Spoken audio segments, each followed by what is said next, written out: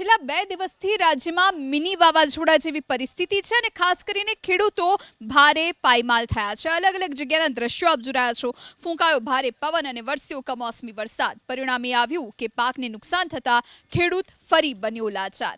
બોટાદમાં મિની વાવાઝોડા સાથે વરસ્યો હતો વરસાદ, જેને લઈ કેરી, ચીકુ સહિતના બાગાયતી પાકને નુકસાન થયું।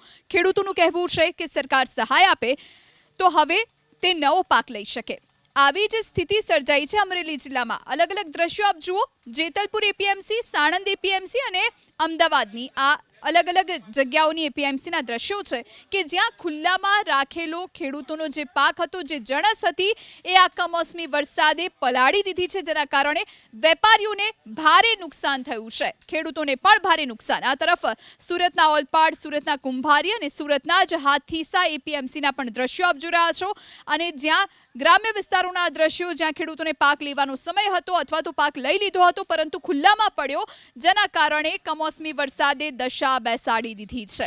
કમોસમી વરસાદથી ખેડૂતો ભારે પાયમાલ થયા। અમરેલી, બોટાદ અને વંથલી, જૂનાગઢના વંથલીમાં કેરીના પાકને ભારે નુકસાન, કારણ કે હજુ કેરીની સિઝન, કેસર કેરીની સિઝન આવવાની બાકી છે અને જૂનાગઢની, અમરેલીની કેરી વખણાય છે, પરંતુ લાગે છે આ વખતે પાક બગડી ગયો છે, જેના કારણે કેરીની સિઝન આવવામાં પણ, કેસર કેરી આવવામાં પણ માર્કેટમાં મોડું થશે। તો આ તરફ ડભોઈ, શિનોર અને વાઘોડિયામાં પણ આ જ પ્રમાણેની પરિસ્થિતિ છે, જ્યાં કેળના પાકને ભારે નુકસાન થયું છે।